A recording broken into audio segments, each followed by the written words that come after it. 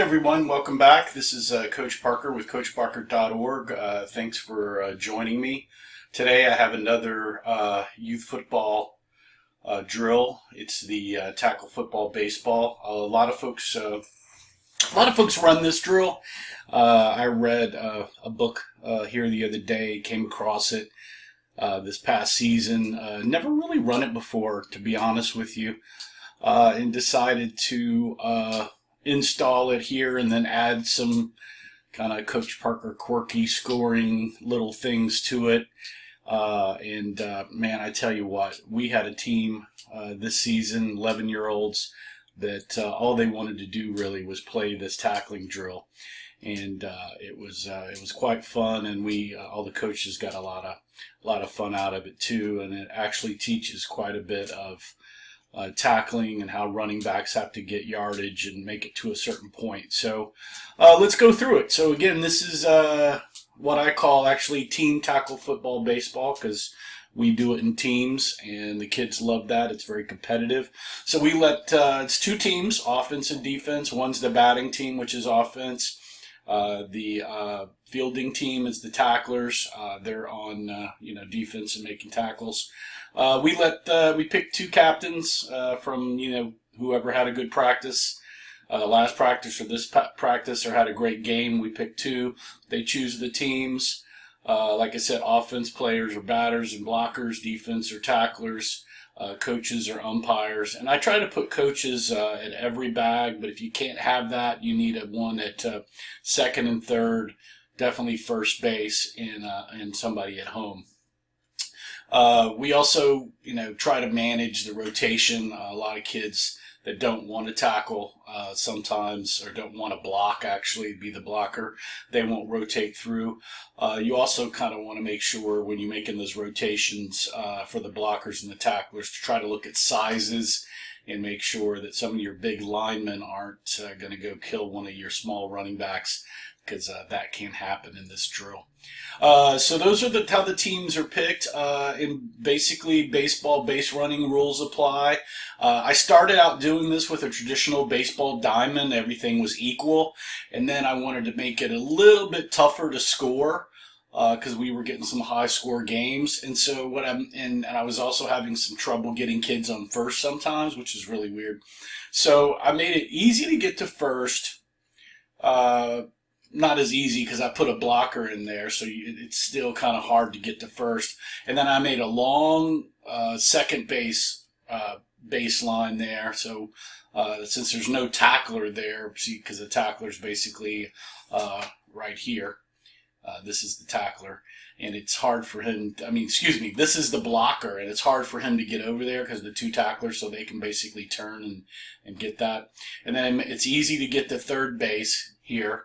So if they get a hard bag to second, I make it easier to get to third.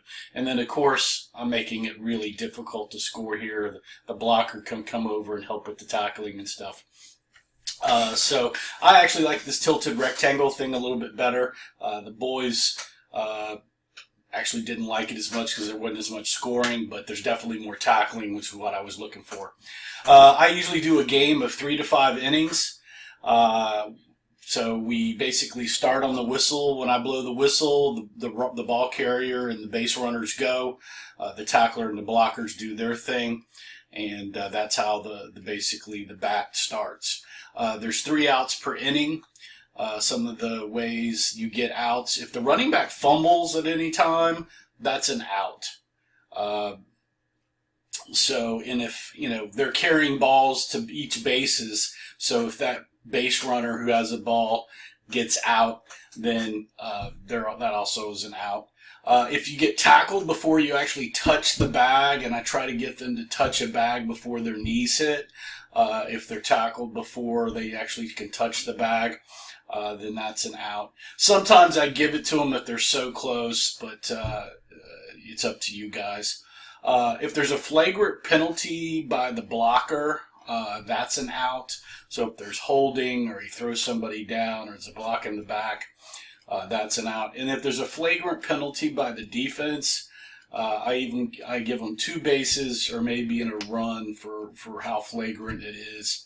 I also give penalties if they're not standing behind, if they're not in their areas to stand back behind the diamond here, because they kind of want to get up in there. So I give them an out or give them bases to kind of penalize them if they're getting too close to the field here. So scoring is really kind of similar to baseball. If the runner, gets around the bases and gets to home, that's a point. If the running back, one of the running backs does fumble in this drill, the defense actually gets a point, and that actually has worked out pretty good for stripping kind of drill there. So that has been a good addition to the game. And we try to score each play. Each inning.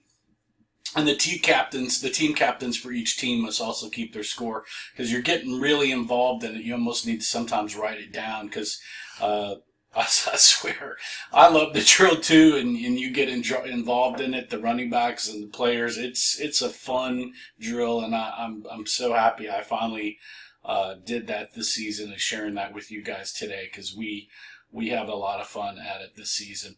So the scoring, there's the scoring, so you got that. The other thing that's kind of, that kind of happens here is the players must stay square to the mound.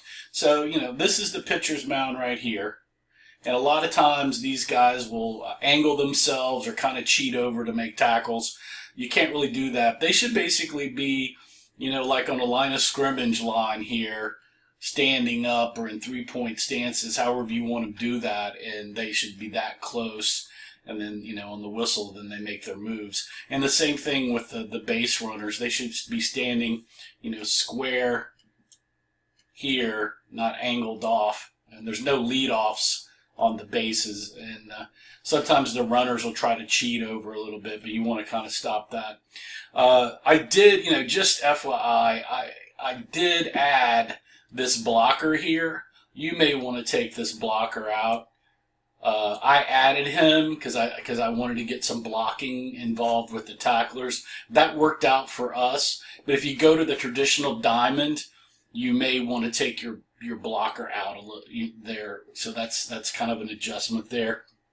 And the yardage is really kind of dependent on your team and how you want to set up the diamond there. But those are some guides for how I set the yardage up there.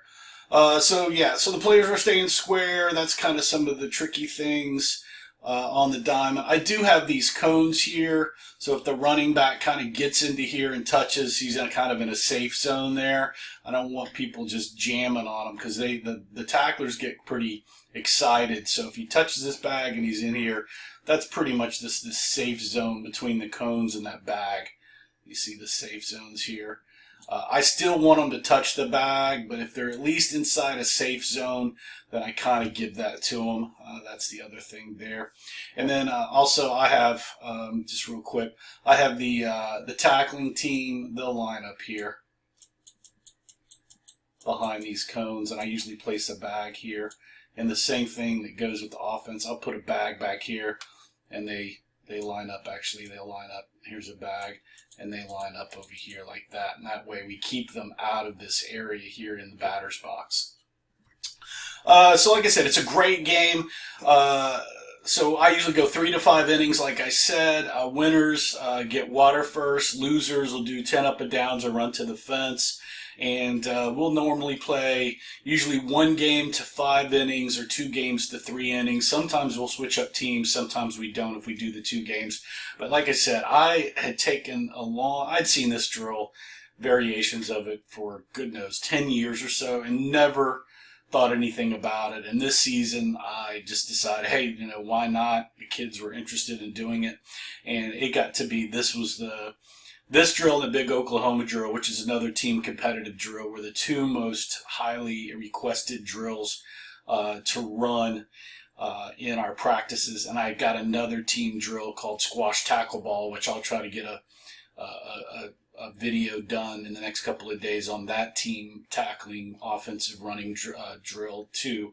But once again, this is the team tackle football baseball drill. It worked out really great for us. I hope you guys enjoy it. Let me know if you've got any questions. Leave me a comment below. Please like the video, and hopefully you don't like it, but if you do, you can dislike it, I guess, and please leave me a comment if you do, so I can maybe update my process here. But once again, this is Coach Parker with CoachParker.org. Thanks for joining me today. And remember to play for fun, and winning is funner. Thanks a lot. Bye-bye.